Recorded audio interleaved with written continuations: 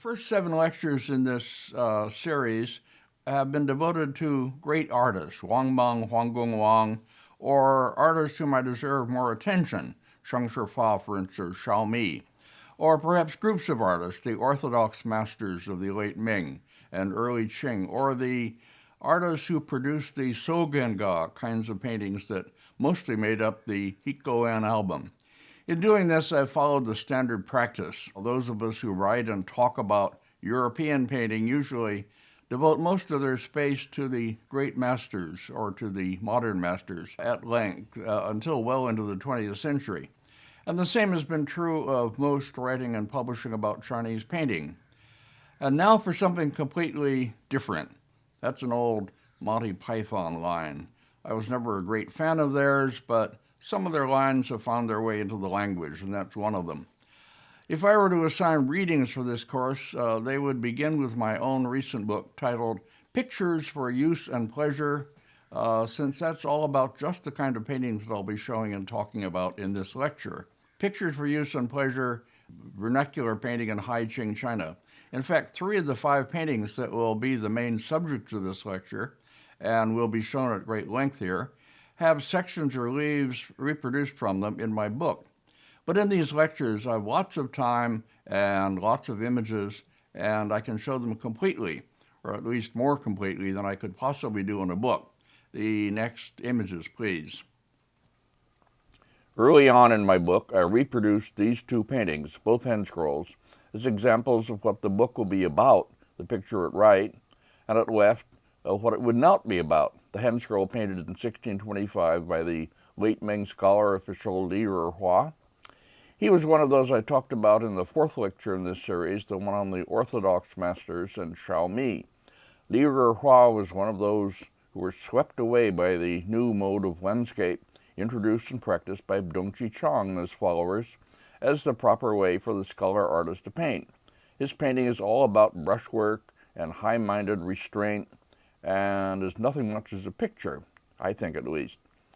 I quote in my book the praise that is lavished on it in a recent exhibition, and I'll quote that later. The other Handscroll is one we found in the study collection of the Central Academy of Fine Arts, with a false attribution to Chu Ying, and reproduced and exhibited for just about the first time.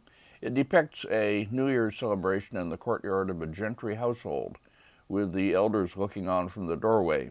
Next. And the children playing all kinds of games in the courtyard.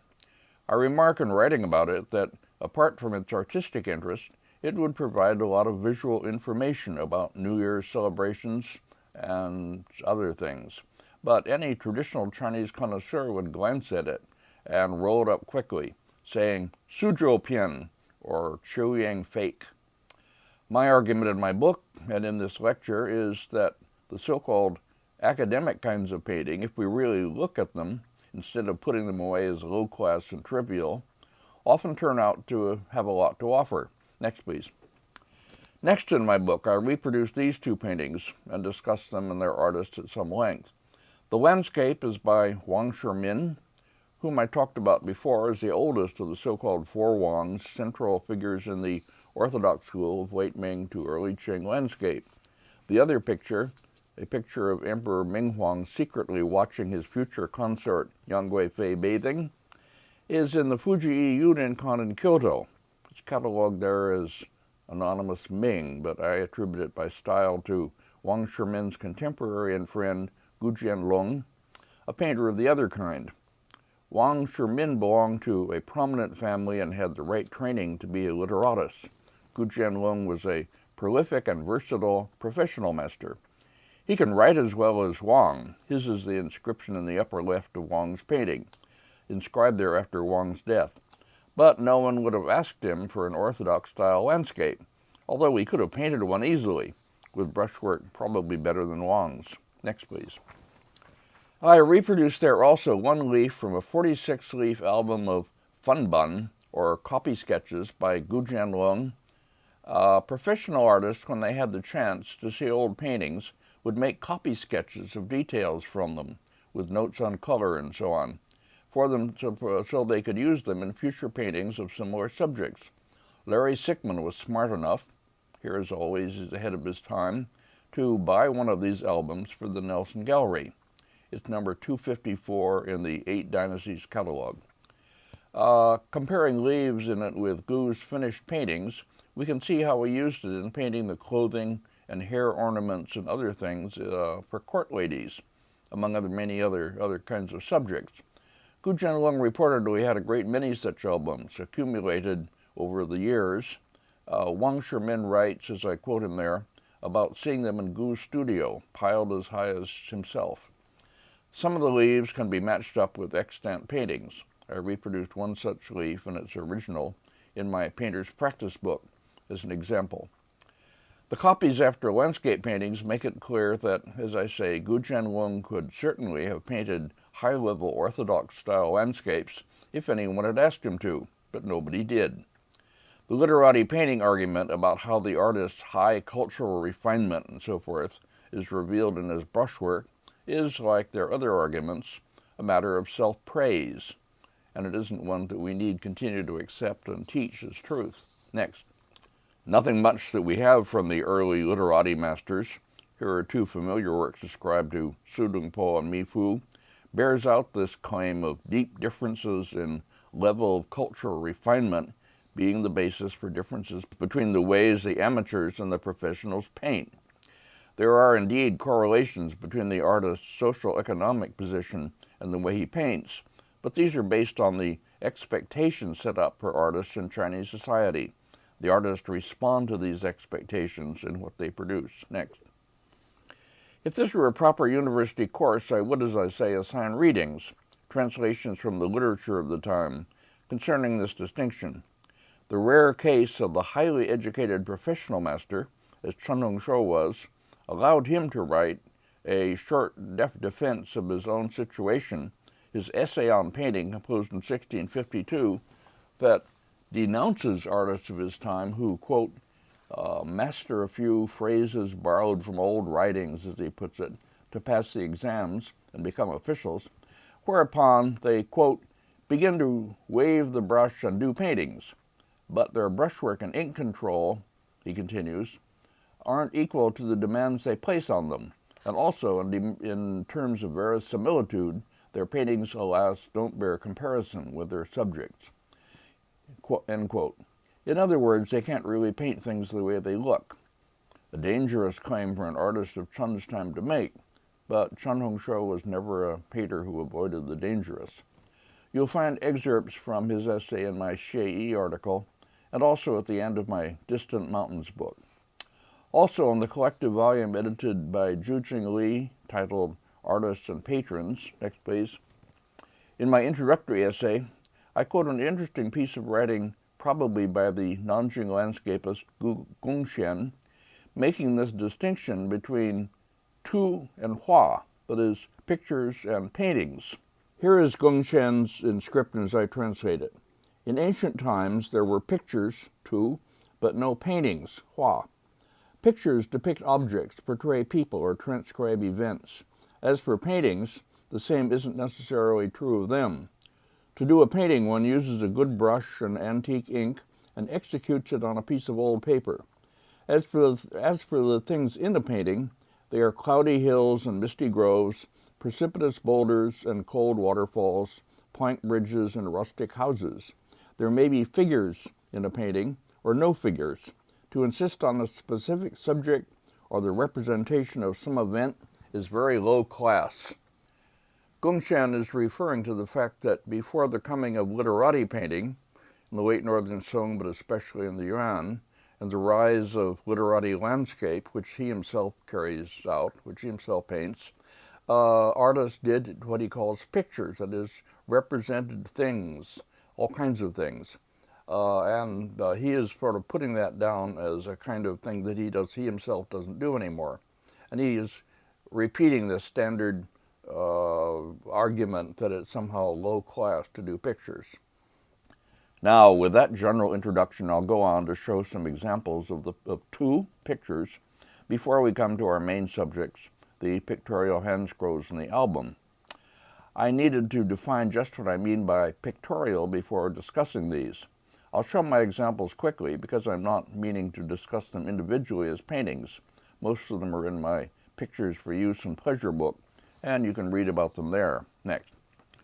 To begin with, it goes without saying that the earliest pictures painted in China were just that, primarily pictures, done as true to life and as descriptively as the artists of the time could manage. Next. And yet, we could already find in one of the earliest pictures preserved, the Changsha painting of a shamaness with dragon and phoenix, some indications that the artist cares about the quality and interest of the brushstrokes as such, apart from their properly descriptive function. Next. Lots of early paintings, including this handscroll of Early Snow on the River by Zhao Gan, were full of sheer visual information gained by the artist through prolonged observation on the site. Artists who do this kind of painting are praised in writings of the time as making you feel as though you were really in the very place, end quote. Zhao Gan was famous for that, and it was pretty much expected of artists until the coming of the scholar-amateur movement, in which the artist's precious inner life and cultural refinement was supposed to become the proper subject matter and source of expression in painting. You all know my feelings about that. Next, please. Artists of later times who painted detailed, descriptive pictures that provided a lot of visual information about their subjects, such as Yuan Zhang and the Qing dynasty, were often popular and patronized in their time, as Gu Jianlong was, but were badly treated by the critics, who persuaded collectors that they should be buying instead paintings such as the simple and endlessly repetitive ones of orchids and bamboo, done in ink by Zheng Xie or Zheng Panjiao, who was Yuan Zhang's fellow townsman in Yangzhou. Next. In the later lecture, I'll show at great length and in detail a handscroll depicting a battle by an anonymous Ming period artist who must have specialized in pictures of this kind, pictures of which, to my knowledge, only this single example survives, or else other examples are hidden away in historical archives where nobody recognizes their value as works of art. Next. In the fourth chapter of my Pictures for Use and Pleasure, I discussed briefly the category of paintings done as illustrations to texts, using these two examples. I have no idea in either case who the artist was or what text is illustrated. Many illustrations of this kind, or whole albums of them, have gone through auctions and disappeared into presumably minor collections. That circumstance makes them, like other categories of pictorial art, difficult to pull together and study as a group or a type. Next. In my article on paintings for women in Mingqing China, published in Non-Yu, number 8, and also in Chinese translation, you can find references in my bibliography on my website under 2006 to this article. In that article, I make a new argument about the much-scorned Suzhou Pian handscrolls, handscrolls with illustrations and texts mostly ascribed to Chu Ying or to Sung period masters, and dismissed as Chu Ying fakes or Sung fakes. They used to be found in piles on tables of stores in Hong Kong that sold paintings for sale cheap. I argue that their attribution was purely a formality and meaningless, and that they were like illustrated books, to be enjoyed as that by a great many people, including women, who were not big readers of learned and classical texts. This is one of many extant. They must have been produced by the hundreds, as illustrated books are published, representing the story of Lady Su Hui and her palindrome. These too could become subjects of serious study once they are subjected to this re-examination or reappraisal. Next. Here are details from two of them, out of many, showing the scene in Su Hui's husband's encampment when he looks at the palindrome that she has sent to him. Subjects of paintings in this category are disproportionately those that would have had a special appeal to women, which strengthens, I think, my belief about them. The artists who produced them would keep funbun, or study copy sketches, from which they could endlessly produce more copies as the market demanded. Perhaps the coloring was done by assistants who had more freedom to choose colors. Next. High up among the surviving sets of illustrations to text are the series of 200 illustrations to the late Ming erotic novel Jinping Mei, The Plum in the Golden Vase, which is appearing over the years in a great translation by David Roy. These illustrations, I believe, from their style, are by Gu Jianlong, done during his period as a court artist in the Manchu court. The pictures in the albums are now dispersed into various collections. All this is detailed in articles I've written.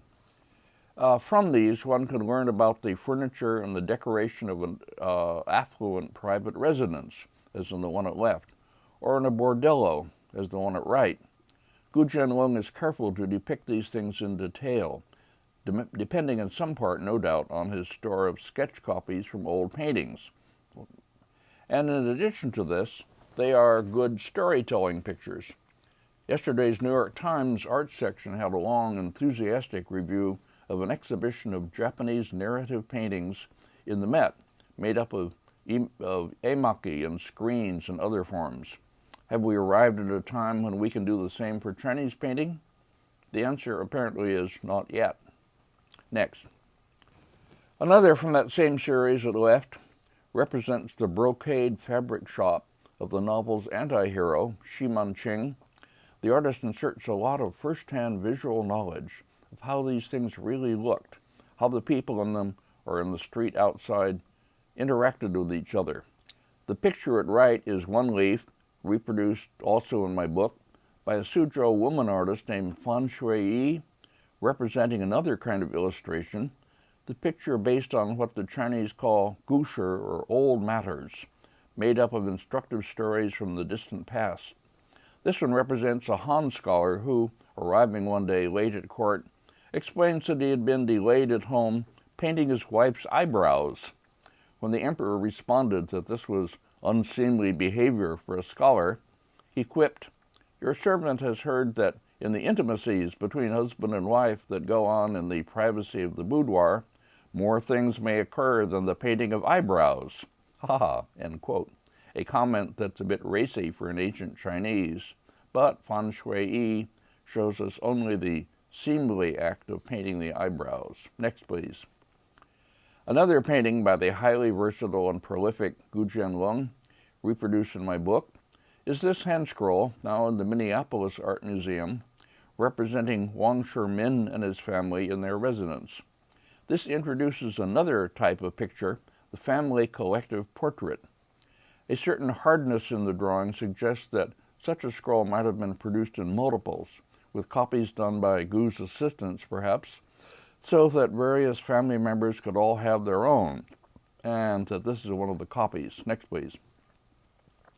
And here, reproduced after that one in my book, is a horizontal painting which I take to be a fragment from a large family in residence painting done by a finer hand, perhaps Gu Jianlong himself, representing an open window in a house through which we see a little boy holding a book.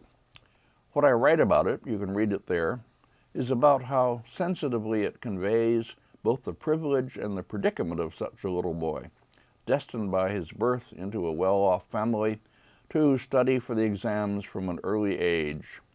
But how much this must have robbed him of the normal pleasures that little boys enjoy. What I don't tell you in the book is where I found this painting. In some museum? In an auction gallery? No. Next, please. It was hanging on the wall of the living room of the small house in Sacramento, California, of my Aunt Royal, younger sister of my mother. She traveled a lot and brought back minor paintings and prints to enjoy, and she must have bought this one in Taiwan or Hong Kong. So on one of my many visits to her, we never drove down to Berkeley from Portland or Vancouver without stopping in Sacramento to see her. Sitting in her living room, drinking tea and looking up at this painting, I realized suddenly what it was. Her name was Royal, but everybody called her Cuckoo. I had called her that when I was a child, and the name stuck, so that even her husband used that as her ordinary name. So here, from the collection of my beloved Aunt Cuckoo, now deceased, is a fragment of a painting probably by, I think, Gu Jianlong. Next. Two more pictures of families.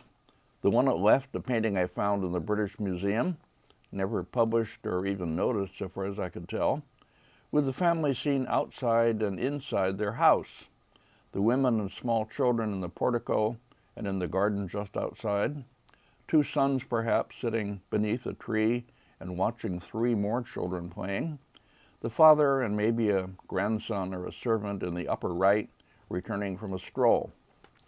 The picture at right, which I meant to include but in the end eliminated, is a large horizontal painting, perhaps originally mounted on a screen, in which the master and mistress of the household sit in separate verandas overlooking the garden, accompanied by their progeny and their servants. I photographed it when it went through an auction. There was a signature of an artist unknown to me.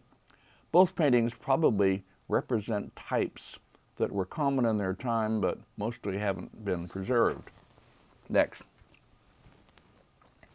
2 leaves from an album of paintings of women engaged in their household activities, also reproduced in my book. The whole album is reproduced and discussed at great length in my article on paintings for women in Mingqing, China, mentioned earlier, and published in Non-Yu number 8. This album I had found, or rather had been shown, at the Museum für Ostasiatische Kunst in Cologne. Because one leaf bore a spurious signature of Chu Ying, it had gone unpublished and neglected since someone had given it to the museum. The years that I spent working on this book were years of discovery, paintings that had been known and in plain sight but not taken seriously because of wrong attributions or low-class subjects, or from being what I'm here calling the pictorial styles instead of the more prestigious brushworky ones. In Gongxian's distinction, they were tu rather than hua, and so had gone unrecognized. Next, please. Finding original and high-quality pictures of women had become a special objective of mine during this time, and I had delivered a series of lectures on this theme, the Getty Lectures at the University of Southern California, later in Berkeley and at the Metropolitan Museum in New York. These were never published, but I mean to put several of them on my website eventually with lots of illustrations, a project for the future. The picture at left, the frontispiece in my book, is the left section of a larger composition with a false signature of Lung Mei. The one at right is by the Chuying Academy master Jiaobing Zhen. Julia White and I are presently working toward an exhibition of Meirun, or beautiful women paintings, to be held at our Berkeley Art Museum in the spring of 2013. Next.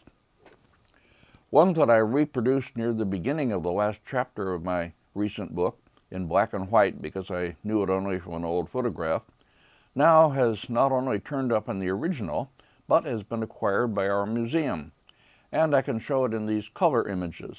I take it to be the interior of a courtesan's reception room, where she's being introduced by a girl servant to the client. Everything in it is depicted with the greatest care and in the finest detail, including the designs on fabrics, the lattice on the window, the object in the display case.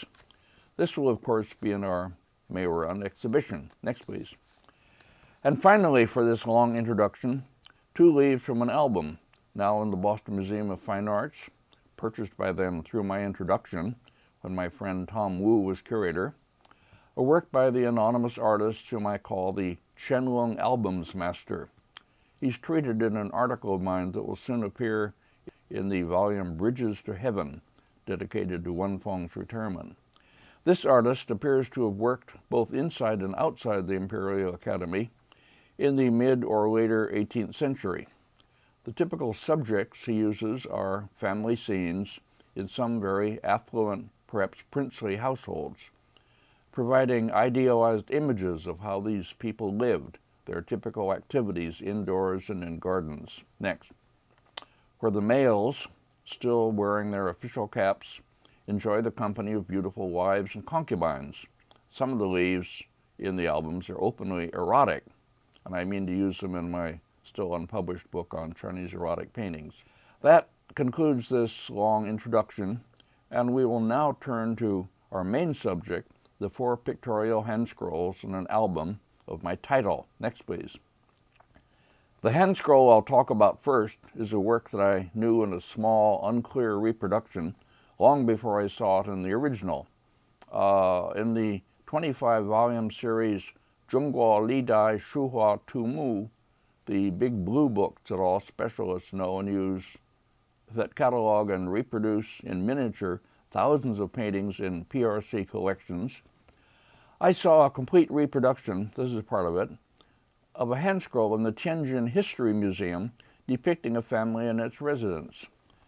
Since I had no idea how to approach the Tianjin History Museum, I asked my friend Yu Hui at the Palace Museum in Beijing about it, and he organized a trip to both that museum and the more important Tianjin Art Museum. So we saw this scroll, which was as fine as I had hoped, but I couldn't make any slides. Years later, when the two museums in Tianjin had merged into one, the Tianjin Municipal Museum, I tried contacting that to get images and permission to reproduce this and two other paintings in my book.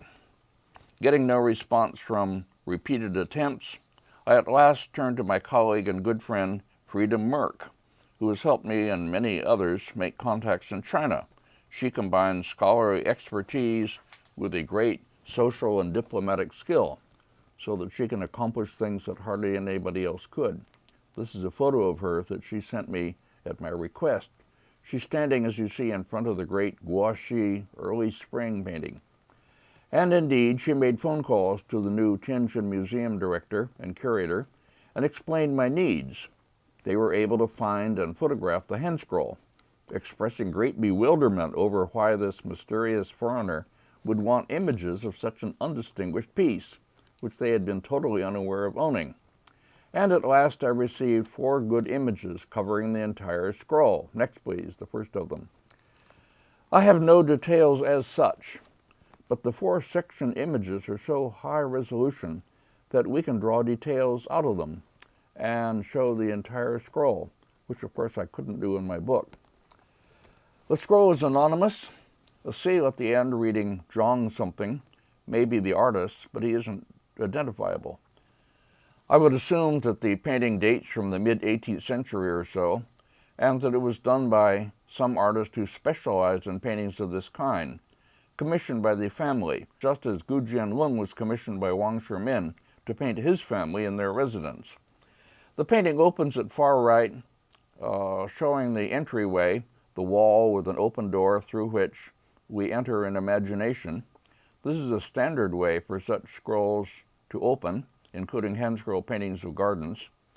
Inside, we see the garden, and sitting on a large outdoor kong or platform, the master of the household.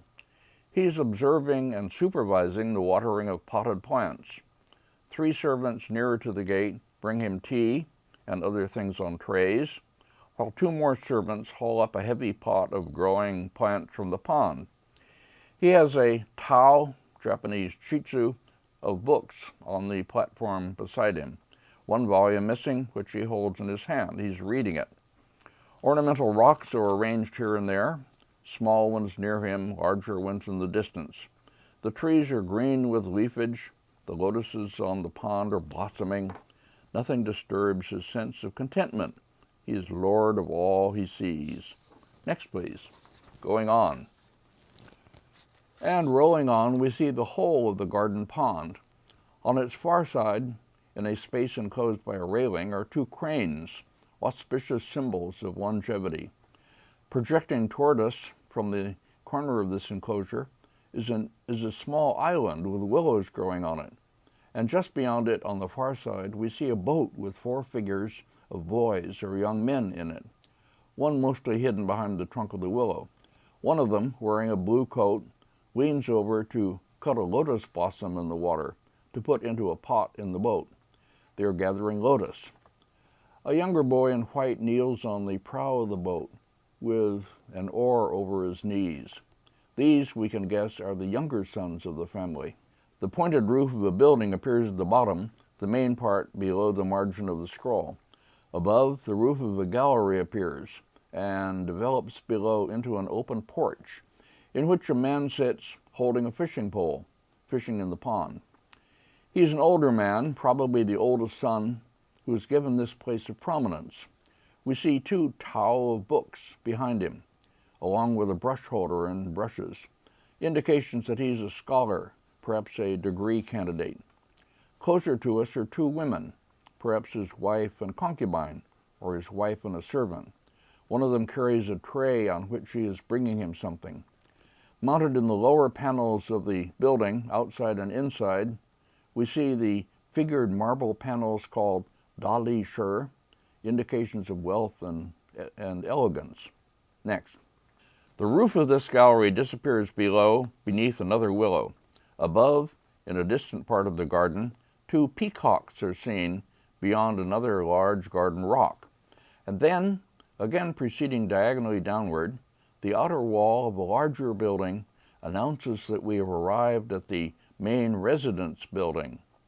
Its lower part is faced with flat stones. It ends at a corner and continues leftward horizontally, with large latticed windows opening in it. In front, banana palms with large green leaves, another garden rock, this one penetrated with holes like a true taihu, and another pair of large birds, white, which I can't identify, some kind of pheasants perhaps.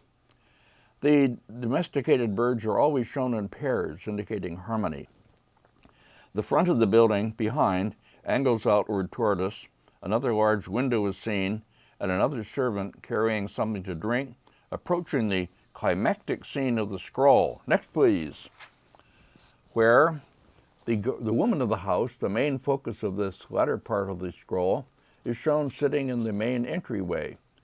She dominates all around her as much as her husband dominated the garden at the beginning, not so much by size as by placement and by facing outward.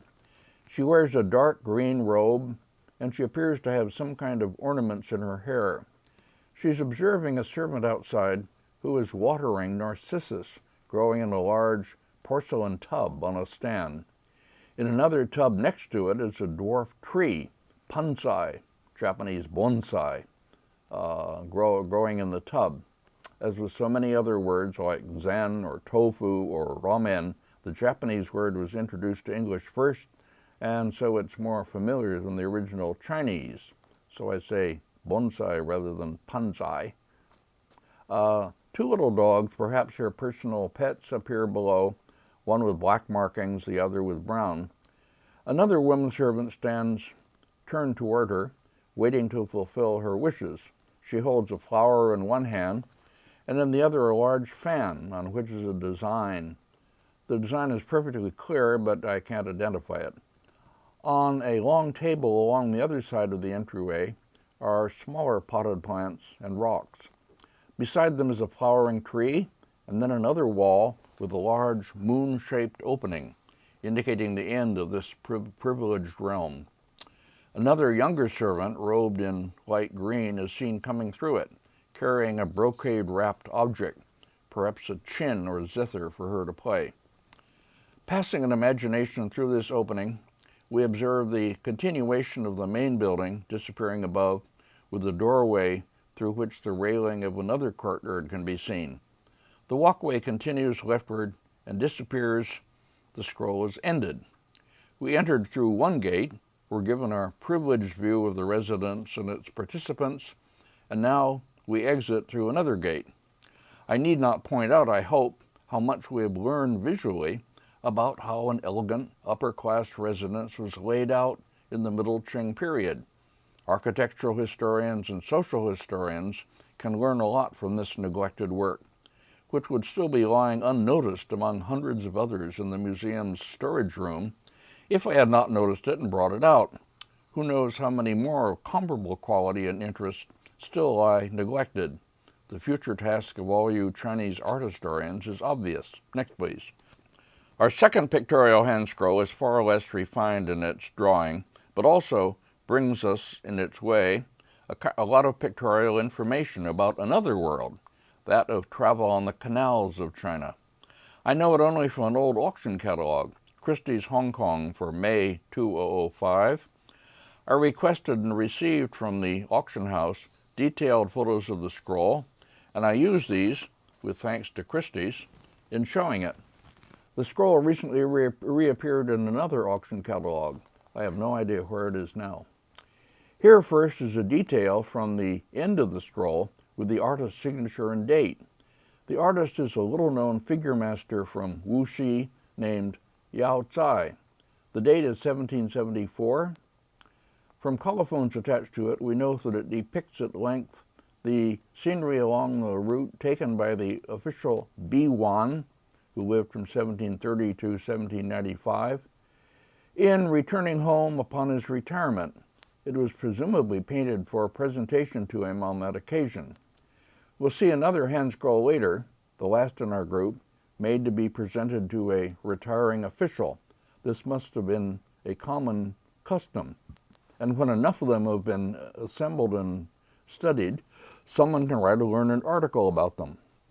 Meanwhile, I'll just show the scroll rather more quickly because I really have little to say about it. I want mostly to call it to the attention of others who may be able to read it with more educated eyes than mine. Next, please. Here is the beginning of the scroll. Let me say immediately that, as always, a careful reading of the inscriptions attached to it would provide information that would allow a much more thorough description of what's happening in it. My account will be superficial and based only on looking at the painting, and it serves the main purpose of accompanying a visual presentation of it. Since the main boats, as we'll see later, are all moving leftward, that is toward the wall of the city that's presumably Suzhou, the natural assumption must be that Suzhou is his home, to which he is now returning, and that the place where he served as an official and is now leaving will be identifiable along the way, so we'll watch for it. The opening of the scroll is very quiet and undramatic. All the figures and boats relatively small. The canal enters from the upper left and upper right, and broadens as it passes beneath several bridges. I could comment on the buildings and figure groups on shore, but I won't. Next. Further along, notice the Western-style converging line perspective drawing of the large building in upper left, and the use of shading and other foreign-derived devices throughout the scroll. By this time, 1775, all these illusionistic tricks had spread from the Manchu Court Academy, where they were practiced enthusiastically, for artists outside to use them freely if they chose to. I have a long article that's just appearing in the retirement volume for Wenfeng, Bridges to Heaven, in which I discuss this and related matters. As we roll leftward, more red-hatted men appear, all turning toward the left, and we can anticipate encountering something important further on. Next. Rolling on, we continue to see groups of red-hatted men, all looking leftward, leading us toward the climax. But also we see in the detail a smaller boat with a man and woman and their son or servant sculling it. The boat is loaded with things presumably for sale: fruit and melons, Buddha's hand fruits, flowers and vases, pots of wine. Such genre details must have been intended to remind the recipient, Bi Wan, of things he had seen on his many trips by canal between his home and his official posts. Artists who painted such scrolls had, we must assume, pictorial repertories ready to use for painting many scrolls of this kind. They didn't work by one-time observation and depiction. Next, please. Now we arrive at the pivotal scene for which the foregoing has prepared us. Two larger figures, obviously high officials, seated on the edge of the canal. Smaller figures all turned toward them. This one with the mustache looks very much like the central figure we'll see later in a boat, who is Bi Wan. And it may be that he is represented twice in the scroll, once at the departure place waiting for his boat, and again in the boat. In the upper left, another man, flanked with two boys, comes out from the entryway of a house, which has a watchtower outside it. Next. As we roll on, more genre figures appear on the further shore, which is now giving way as our focus of attention, as boats appear in the foreground, with many more red-hatted men in them. In the upper left, we see the stern of a large boat, and rolling further, we find we have indeed reached the central image of the scroll, a large boat with many figures in it, officials and others, and central among them, looking out at us from the large boat window, is B1 himself. No question of his identity this time. Beside him is his little boy. Women and children are seen through a window in the prow. Another large boat with another important figure in it, probably the same who sat beside B1 on the shore, appears below and to the left. They are presumably proceeding together back to Suzhou. The large figure in it may be another official or perhaps his principal son. All these matters could probably be cleared up by a careful reading of the accompanying inscriptions. Next, please. Further on and closer to the near shore is another boat in which we see two more important figures who are not officials but probably are family members who lived with B1 during his official service and now accompany him back to Suzhou. Further along on the nearer shore, as we approach the wall of Suzhou, women and children are waiting, and some kind of cargo boat is just offshore. It may be here that they are all to disembark, or maybe they will proceed through the water gate in the city wall. Next. And here is the end of the scroll, where the Suzhou city wall dramatically closes off the space, with only the passage below the water gate through which boats can pass to enter or exit the city. The artist's inscription that we saw in a detail earlier is in the far lower left. The storied building in upper left was probably another familiar sight, but I can't tell you what it is. The journey by canal is ended. The B family are back in their home, and we leave this painting. Next. Now we will look briefly at the album. This too has as its principal figure an official of some rank. In this case, he appears to be a lower ranking official, serving in his home district, but also traveling on various pursuits. The 14 leaves of the album all show him as the main figure, usually larger than the others, and always seen full face. One leaf of this album is reproduced as figure 4.16 in my vernacular painting book. No writing accompanies the album, and there are no seals on it to identify either the artist or the subject. We can only see it then as an example of a type, of which several other examples are cited in my accompanying text, one of them by Lung Mei. I take this album to be around the same time as Lung Mei's period of activity, in date that is, in the early to mid-18th century. It's owned by a dealer in New York. In this first leaf, and my numbering is purely arbitrary, no numbers are on the paintings. In this first leaf, he sits with his wife and children on a kong platform just inside his house, looking out at a pond where a pair of cranes has come to convey an auspicious message. One of his sons holds a long pole and seems to be indicating something in the water, which a younger son on the steps leans down to scoop up. Two older sons stand behind, and a maid brings tea. Next. I'll show them quickly because I haven't much to say about them. Here he sits in his rather disorderly garden watching two small servant boys working. Another beside him, probably one of his sons, holds a vase with a flower. Next. This is the leaf that I reproduce in my book. I take it to represent this man serving in one of his roles, listening to the petitions and complaints of the peasants who occupy his estate. I describe it there, so I won't do it here. Next. Here he's seen in an open corner room of the house, playing some card game with his sons, while dandling a younger one on his knee.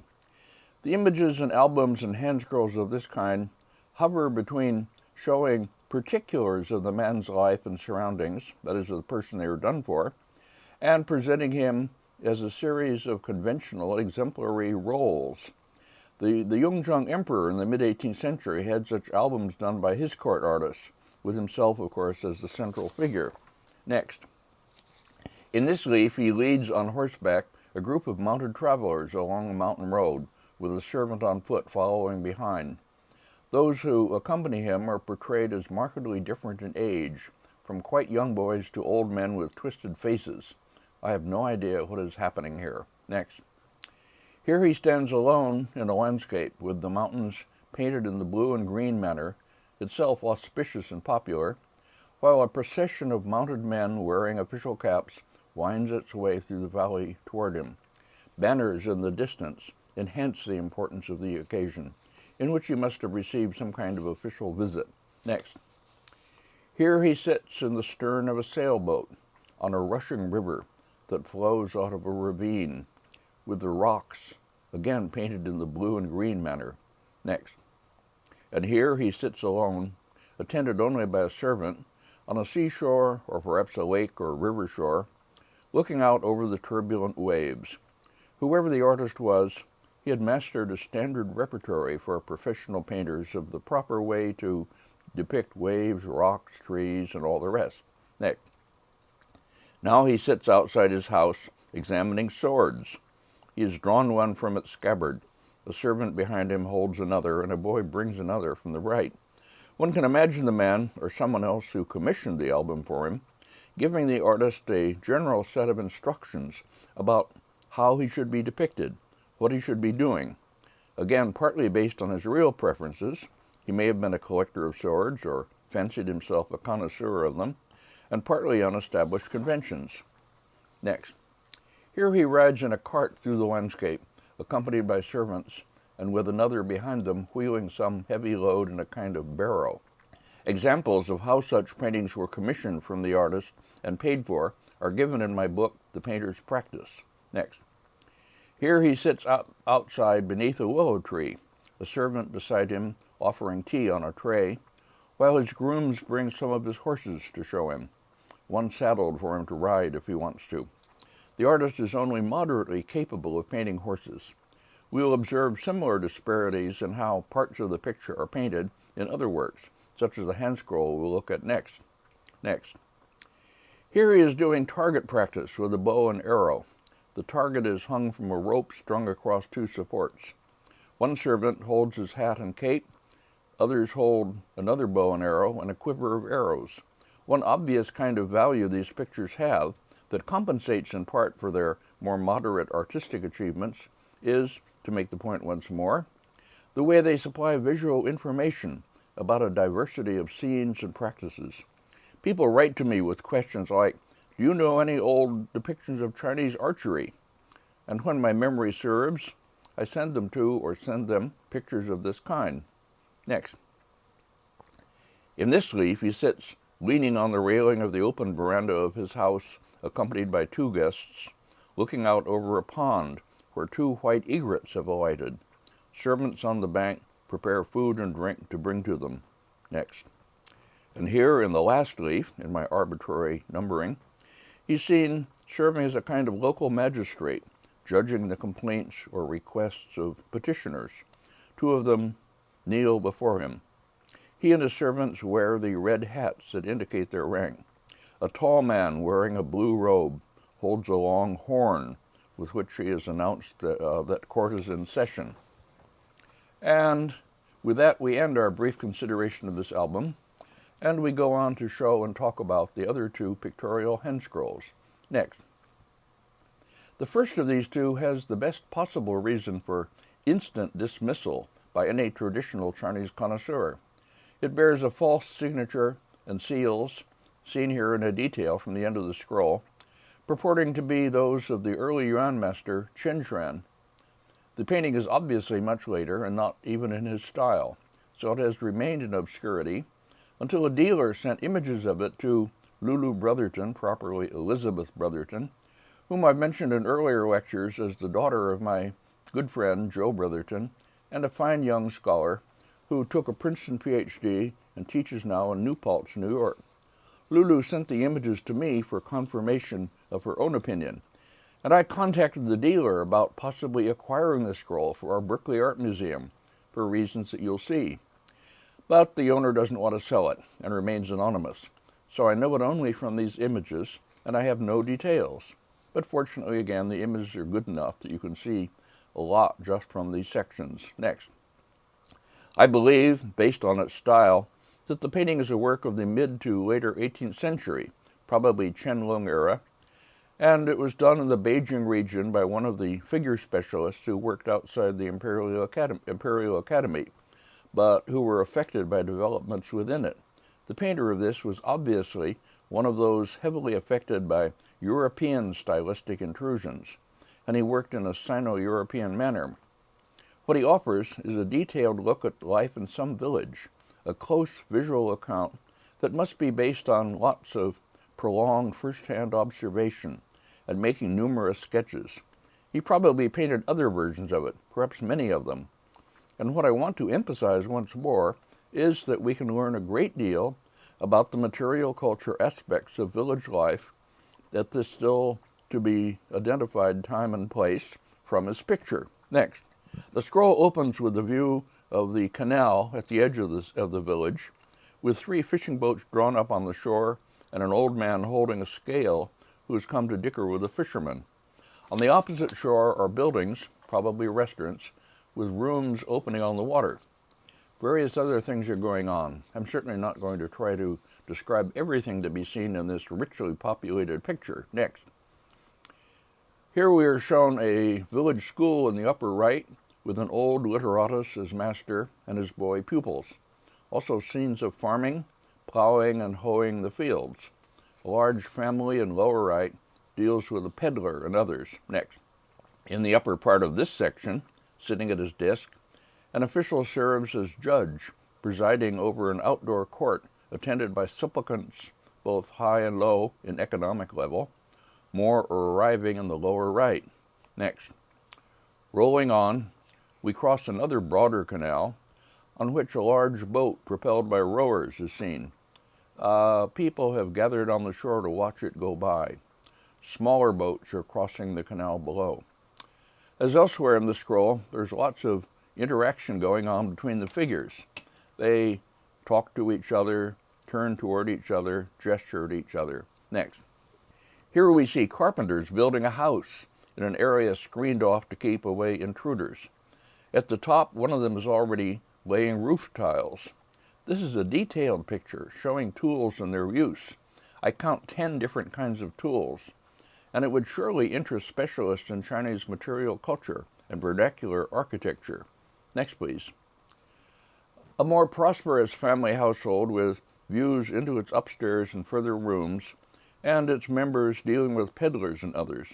A procession of high-ranking gentlemen comes down from upper left, led by a drummer.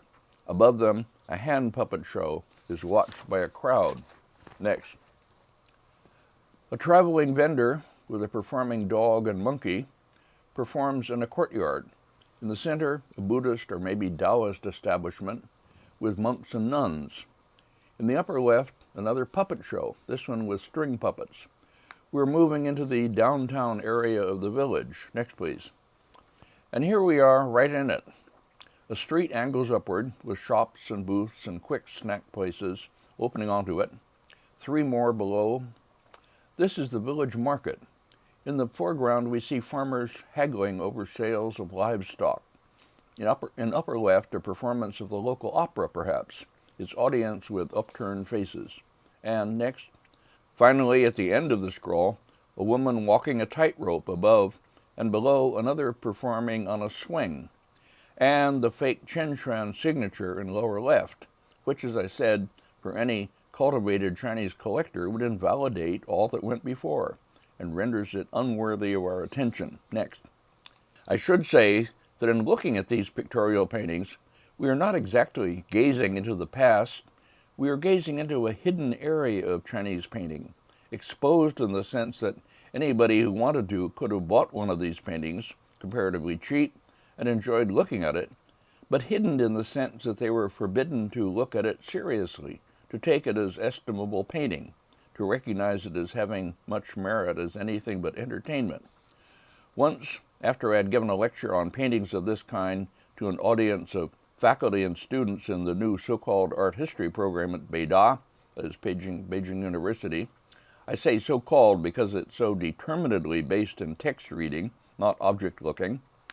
After my lecture, one of the students spoke up, probably representing the majority, and he asked me, "Professor Cahill, you have shown us pictures of street peddlers, toy sellers, and people like that, but what does this have to do with art?"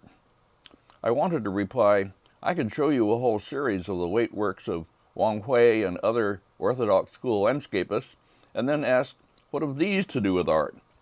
But my wife Xingran, who was interpreting for me, had already answered him, probably excusing my strange Occidental ideas. She was never completely in tune with this aberrant direction of mine. The year before last, when I was still traveling more easily, I took part in a symposium in Taipei on Chinese material culture, and I ended my paper with these paragraphs. I hope that the examples I've shown have convinced you not merely of the value of vernacular painting as a source of visual information for material culture studies, but of its value as well in studies of Chinese social and cultural history more broadly, including women's studies, and that it enables us to go beyond the taste associated with the male elite minority to reach some understanding of the tastes exercised by the vastly broader Chinese audience for paintings, including women and those on lower economic levels. Expanding our studies to include it, along with some other critically neglected kinds of Chinese painting, will bring benefits similar to those achieved over the past century or so by the expansion of Chinese literary studies to include vernacular literature, opening up new worlds to our understanding. The expansion will also be in the thematics of painting, where literati painting is largely limited to presenting conventional views of an ideal world toward which the proper literatus was supposed to be striving. Vernacular painting was more likely to represent in detail less idealized images of the real quotidian worlds in which the audiences for the pictures moved about. But that desirable outcome continues to be blocked by the perpetuation of the pro-literati painting orthodoxy's dominance, a perpetuation that is itself a curious phenomenon, badly in need of some objective reappraisal. The equivalent in Western art history no longer rules. Instead, as one writer puts it, quote, "In the 20th century, the successful assimilation of artistic taste as an integral component in the construction of normative bourgeois identity was to achieve its most thoroughgoing and analytical recognition, and in a sense its nemesis, in Pierre Bourdieu's distinction," end quote. I'm certainly not equating Chinese literary culture with European bourgeois culture, but the classically educated male elite that made up the literati class in China, identified by the self-chosen criterion of proficiency in canonical texts written in archaic languages, and by, in Bourdieu's words, treating as a birthright the virtuosity acquired through long familiarization or through the exercises of methodical training, end quote, certainly qualify within his system as richly deserving of deconstruction. So, I continue, my final question is this. We've all read our Bourdieu. We know that aesthetic judgments presented as absolute turn out to be strongly conditioned or even determined by considerations of social and economic class. Why then do we continue to think and write and teach so much of the time as though we didn't know this, as though, that is, the superiority of brushwork-oriented painting in the literati styles over the more pictorial kinds of painting I've shown were a central truth about Chinese painting beyond questioning, to be taught to our students and thus perpetuated as a piece of eternal wisdom. I hope that the publication of my book will go some way toward changing that situation, and that I will still be around to watch it change. Thank you. That ends this passage from my material culture talk. Now back to our pictorial Handscrolls. Next, please. The other one, and the last painting we'll see in this lecture, is devoted to a tour of the busy shops and entertainment district once located at the base of the Tiger Hill outside Suzhou. It's a long scroll painted in ink and colors on silk, from which I have only a series of sections and details, no full coverage, that is. When I saw it, it was owned by Andrew Franklin. Next, please. A career diplomat who had been the British consul in Taipei during the 1950s and was now living in retirement on the outskirts of London. I visited him to see and photograph some leaves he owned from the series of Jinping Mei illustrations that I spoke about earlier, which I believe to be the work of Gu Jianlong. How a group of the Jinping Mei illustrations came on the market cheap in Taipei so that he could buy them is a long story that I tell elsewhere. When we were finished with these, he brought out more pieces from his painting collection to show me, and this hand scroll was among them. It's now in the Birmingham Museum and Art Gallery. After Franklin's death, his heirs gave much of his collection to them in lieu of taxes, as the catalog puts it. The remainder was auctioned off in South Kensington, and this photo of him and his wife is from this auction catalog. I've tried to get a set of photos of the entire scroll from the Birmingham Museum, but they have either answered that it hasn't been photographed yet, and they are very busy, or they haven't responded at all. So details only for now. But someone should persist, maybe even go to Birmingham and pound on a desk. Next, please. The scroll opens with a procession of mounted men wearing the kind of red-top caps that, as we saw in the canal scroll, may indicate some official status. Accompanied by their servants, they ride along while turning their faces toward us. They are clearly portrait faces, representing real people who took part in the real event. As we learn from an accompanying inscription, and alas, I've lost my slide of that, it's a farewell party given for a certain Su Dingyuan. The inscription reads in part, Mr. Su Dingyuan has administered Jiangsu for 5 years. Mr. Lao invited him on a spring outing to the eastern suburbs and commissioned a painter, Hua Shi, to make this picture. Starting at Duya, it portrays the neighborhood of Tiger Hill with its environs. All the assembled people had a good time, as if they were climbing the spring terrace. When I saw the painting, I gave it the title, Spring Pleasures at Tiger Hill, and added the poem, and then the poem follows. And he ends with, Modes of the year of the Qianlong era, that is 1768, inscribed by Zhao Shouchen. The terms that's used for the artist, Hua Shi, means something like artisan painter, and it indicates the low esteem in which he was held. They didn't even trouble to record his name. The artist, like the artists of the other scrolls in the album we've seen, he must have specialized in pictures of this kind, depicting familiar materials in most of his scroll, filling in a few narrative bits for this special assignment. It's obvious that he's not a good painter of horses. He may have employed a local portrait specialist to sketch the participants during the party and then paint in their faces in the opening passage. That, too, is a low calling. It must have been like having your photos taken in a carnival booth. Now we're going on. Next.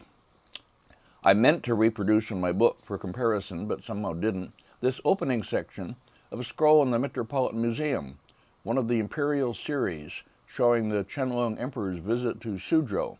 The Met's curator, Mike Hearn, has written a good article about these. Again, the emperor is made the central figure by portraying him larger and the only one facing directly outward, a convention that's now familiar to us. The portrayal of all the other figures and of their setting is stiff and conventional. Nothing can distract attention from the imperial figure. Next. The rest of the scroll is the same. Conventional figures, only conventional portrayal of the shops on the Suzhou streets. As I remark in the book, the artist of such a scroll wouldn't presume to introduce entertaining genre details into a work intended for the imperial gaze. Next, please. This is a section of a similar scroll in the Liaoning Museum, also recording an imperial visit to Suzhou, by the same artist or group of artists as the Met scroll. In the upper right is exactly the entertainment district that our low-class scroll is devoted to. But again, it's too staid to offend the imperial gaze with trivialities. Scrolls such as these two are treasures, much sought after and very expensive when they come on the market. Franklin, on the other hand, must have bought his scroll for maybe the price of a good banquet in Taipei. Next. Here are two passages from the Franklin scroll, very different indeed from the imperial ones, full of narrative and incident and observation. A passage near the beginning at right, one that's near the end at left. In the latter, near the end, we see the place toward which the procession is headed, where the principals will enter one of the canal boats, seen below, and enjoy the drinking and entertainment that's prepared for them. On the street above them is a kind of welcoming party waiting, an old woman and man who may be relatives, the old woman holding by the hand a child who turns to look up at a younger woman, perhaps its mother, who is holding a baby. Further back, a group of men with red hats, one of them ogling the women through a lens. Lenses of this kind were common in China by this time, and they are often seen in paintings. The other section, near the beginning of the scroll on the right, shows some outrunners of Su Dingran's procession who have gone ahead of them to clear the way. They carry signs proclaiming their importance, and they turn toward each other, not paying much attention to the attractions they are passing. They may know those already. Next. But our attention is drawn to what is behind them, an antique shop depicted in fine detail. This is the kind of local color that our anonymous artist has mastered through portraying it many times, an accomplishment for which he gets no credit in the elite Chinese system of values. And it gives us a unique view of what kinds of objects these shops featured in this time and place. Historians have used woodblock illustrations in books for information of this kind, but these woodblock pictures are colorless, linear, and more schematic. We see ancient vessels of familiar types here, a blue and white porcelain Meiping, a jade rui scepter and a bamboo brush holder, a jade sounding stone hanging in an intricate wood frame, peacock tail feathers and a bronze yo vessel. These are easy to recognize. Proper object people can identify more. Next. Below, in one of the many boats, a group of musicians are playing instruments. From right to left, they are some kind of sounding stones struck like chimes, a yuan, which is a shamisen-like plucked instrument, a sheng, or mouth organ, wooden clappers and a drum, a flute. A woman above prepares little plates of things to eat. Next. Among the famous artifacts produced at the Tiger Hill were mechanical dolls and automata. In my book I write, in chapter 67 of every traditional Chinese reader's favorite novel, Hong Lo Meng, The Dream of the Red Chamber, we can read a description of a group of these toys brought back for Baozhai by her brother from a trip to Suzhou. She gives a few of them to Lin Daiyu, to whom they bring on a severe attack of nostalgia for her home city. The novelties from Huqiushan, Tiger Hill, that are described include, quote, little mercury-filled automata who turn somersaults when you put them down on the floor or a table, automata with sand-filled cylindrical bodies whose arms and heads moved when you set the sand running, and lots of scenes from drama made up of tiny figures molded in colored clay, end quote. Where else than in this scroll, and one may hope in others of the kind still undiscovered, is this description in words matched with images. In a shop selling dolls, probably automata of this kind, notice the clock behind, the bespectacled artisan touches up the head of one of them. Next. A few more details quickly from this extraordinary pictorial document. A group of gentlewomen have taken their children with them for an outing in one of the boats. One is having her hair done, another holds a folding fan. We can be sure that our artist, Mr. X, I have to call him that because nobody thought well enough of him to record his name, Mr. X kept abreast of the fashions in women's garments and their patterns. Next. A boatwoman has positioned her boat beneath a bridge and looks upward, hoping that one of the men passing over will see her and engage her, or the other woman in the boat, who looks through the curtain at the other end. She is probably a prostitute waiting for a customer. In my book, I mistook her for a little boy. Next. Two more details. In one of them, two of the front runners of the procession, carrying signs which I assume mean something like, get out of the way, go through a doorway. Behind them, a woman and a man are serving tea or something else to drink, which he pours from a large pot into cups.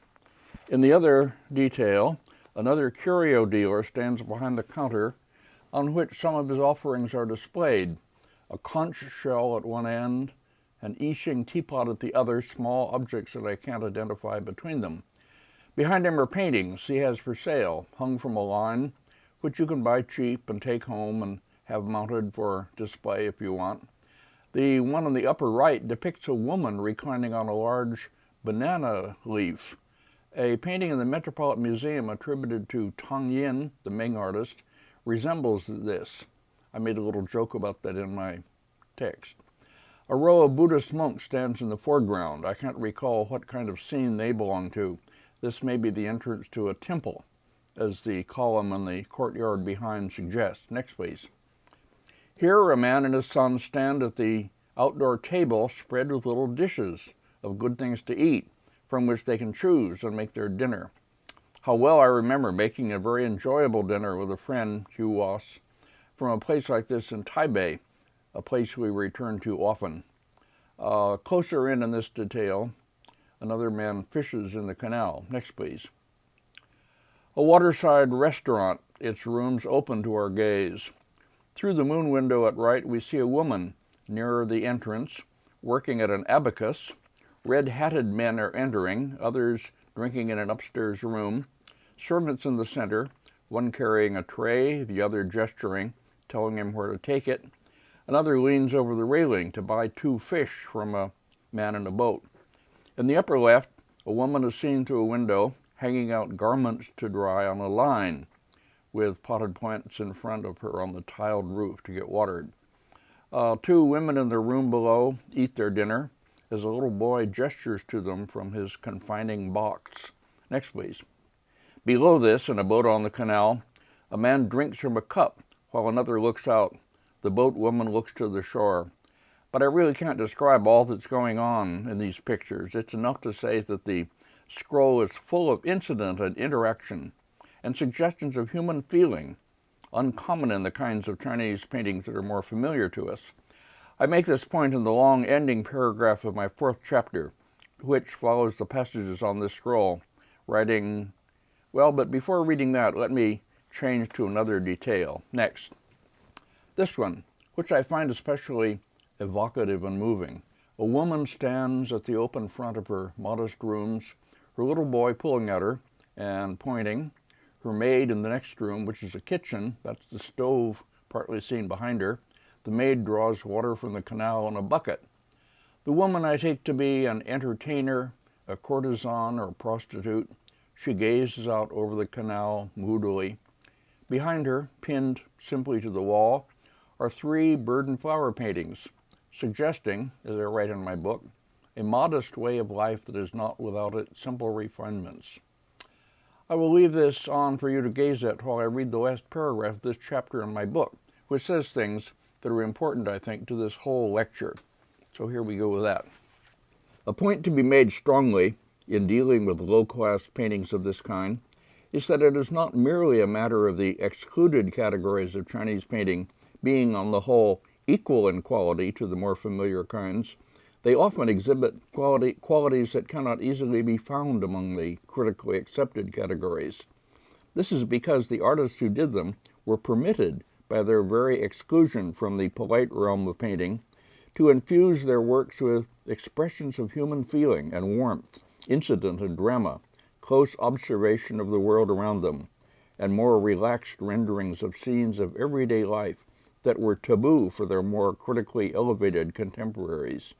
High quality in Chinese painting, at least since the Sung Dynasty, had been implicitly defined as the absence of just those qualities, since true connoisseurs should not succumb to such blandishments, and we have unthinkingly accepted this version of the matter. Let me change images now before continuing. Here, next please. A shop that sells the kind of roly-poly dolls, like Japanese Daruma dolls, that pop up again when you push them over. The little boy tugs at his father's robe and points to one he wants on a shelf as the woman reaches around to get it down. A red-capped man at the far end of the counter, holding a fan, watches them through spectacles. An older woman, seen through a window at right with 2 children, is busy making more of them. Now I'll continue with reading my paragraph to finish it. Another generation of searching out, reattributing, reordering, and reassessing these paintings will be needed before we can make with confidence the kind of statement I am about to make as a conjecture. What we have assumed to be deficiencies in post-Sung Chinese painting, the absence of areas of subject matter and expression that are taken for granted in the European and the American traditions of painting, or in the Japanese ukiyo-e and fuzokuga schools of genre painting, may prove to be absences only within the confines of the official version of the art. Much of what we have felt to be missing from Chinese painting, that is, may well prove after all to be there once we look outside the conventional boundaries, beyond the walls that the Chinese literati critics have erected. Now back to finish looking at this painting, or to finish this long lecture. So that ends our long look at 4 pictorial hand scrolls in an album. I'm sure that most of you who found them entertaining and unexpectedly interesting. That, of course, is my purpose. Others of you, next please. Others of you who are die-hard devotees of literati or scholar amateur painting will feel that you would rather have spent the time contemplating, in a leisurely way, some painting that you find aesthetically superior, such as the landscape handscroll by Hua that we began with, savoring the subtleties of this sensitive literatus's touch of brush to paper, instead of being made to look at these trivial and low-class paintings. On the page of my book where I reproduce this painting by Hua, I quote a line about it from the catalog I copied it from, reading, quote, "The landscape serves as a vehicle for the poet-painter to express his desire to rise above the vicissitudes of the mundane world," end quote. Wow. That was written by my colleague, Jujing Li. Since you have just spent an hour or so gazing at loving portrayals of the vicissitudes of the mundane world, pictures that Hua would never have spent time with, since his desire was to rise above it, the choice is open before you. Those who prefer the Hua painting belong, as I said in an earlier lecture, in that other classroom down the hall. Those of you who have enjoyed looking at my pictorial hand scrolls and album, stick with me. More good things are to come. Actually, the next lecture will be about a great literatus artist and a wonderful album of landscapes by him. So we will get the best of both worlds. At least that's my intention. And that, at last, is the end of this long lecture.